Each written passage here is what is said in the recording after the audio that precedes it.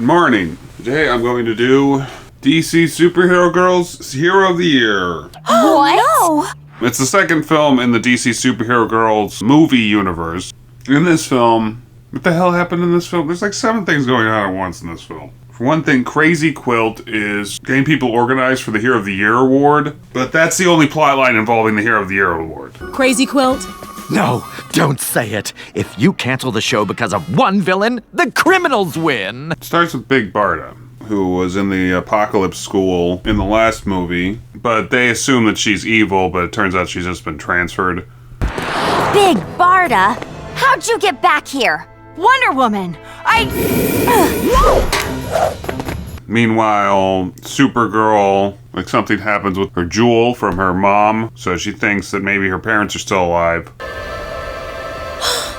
Mom, is that you? Oh, it's just Starfire. And Hawkgirl is starting to teach Beast Boy to be more like a gentleman because they're science partners. I don't know, that part was confusing, but fairly entertaining. If you want people to take you seriously as a proper hero, you can't be so wild. Could you teach me? And the main plot was basically that Dark Opal and their partner, I forget their name, a couple of supervillains from the Nth Dimension show up with Shadow Warriors, try to steal the gem. They're from Gem World, because that's important. And that's it. That's the person they had to fight, I guess. Our first minions, welcome to the Eclipso family. I said you're coming with us. Problem with this movie, outside of having pretty weak humor, Aw, man. Everybody's always griping at me. It's stop that. Don't go there. Get your tail out of my soup, Beast Boy. is that there's way too many plot lines. None of the plot lines have anything to do with each other. It's like jumping between these plot lines at such random intervals that I kind of forgot what the previous plot line was as soon as it does it. Don't mind Lady Shiva. She's still smarting from that time when you brainwashed her, fought her, and generally threatened everything she loves. I forgot what the last plot beat was in that particular plot line before it happens, too. It's like so confusing, discombobulating, and everything that it's just a highly forgettable movie that I honestly don't remember all the plot lines to, because there was even more than I mentioned, and it was just like left and right. We were coming in and out of these totally discombobulated plots that have nothing to do with each other. I can do that. Hey, wait. Could you put me down first? The Batgirl Express is on a one-way trip to Motion Sicknessville. It felt like the script was written in a day, if that, if there even was a script, and they didn't just tell the voice actors, like, yeah, just do whatever, we'll animate it later, or something like that. That's what it felt like, actually. This whole movie was improv until maybe about halfway through it when they're like, oh yeah, we need a plot line. How about this Dark Opal thing, or this Gem World thing? Yes. Then, by the power of the 12 houses of Gem World, I banish you!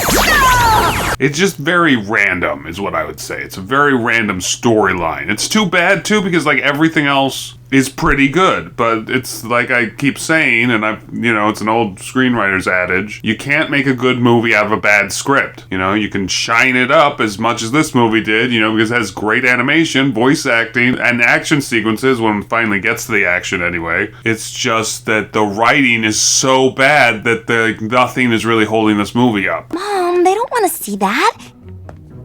It's embarrassing. Embarrassing? Well, now we have to see it. The humor is sometimes okay. That's the one thing about the writing that I could compliment, I think, is that sometimes the humor is all right. How do I know you're not some villain disguised as Lois Lane? Did you have any run-ins with this villain during your time as a criminal? Yeah, you're Lois Lane, all right. But there's also a lot of jokes that just fall flat, too. So it's not that big of a compliment, really. Anything else? I shouldn't have become a supervillain. I should have followed my heart and been a theater major. I do like the tone of these movies. Probably more than a grown man should. It reminds me of 1960s Batman. A joke a day keeps the gloom away. A very similar tone to that, except this is less obviously a satire, wherein that one is obviously a satire if you're an adult, but not as a children. It's like a very good kids show, which is the weird thing.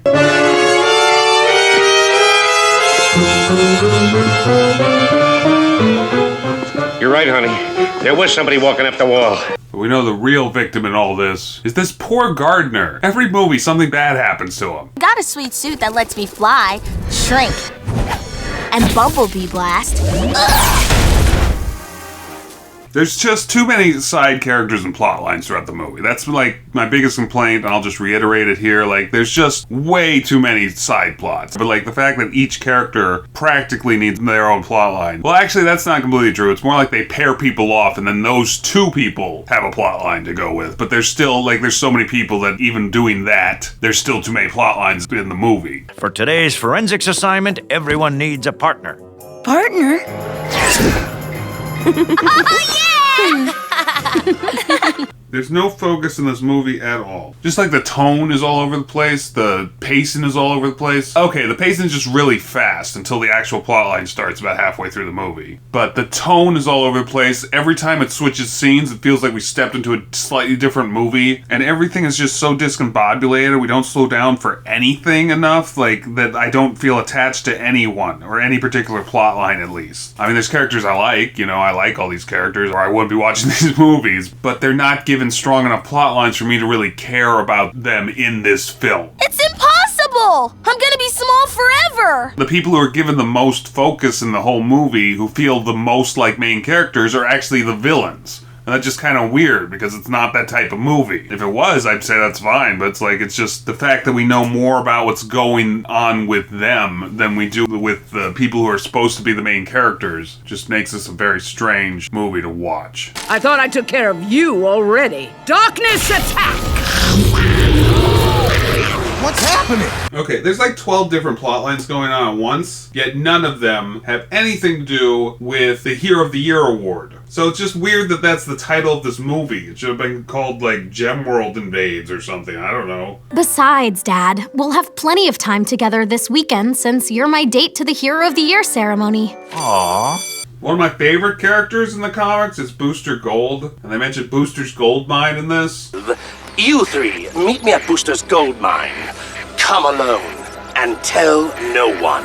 And so far, that's the closest he gets to a cameo, I think. Booster Gold should have his own movie? What the hell? Come on, DC. Hurry up, James Gunn. Where's my Booster Gold movie? Thank you, Lois, but we have top secret matters to discuss.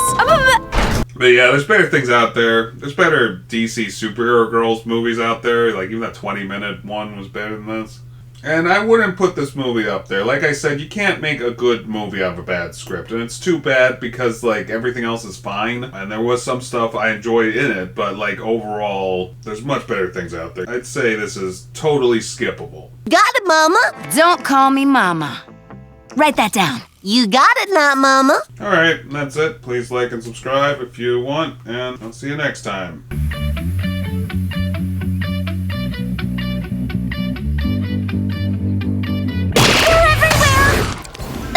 Shadows again.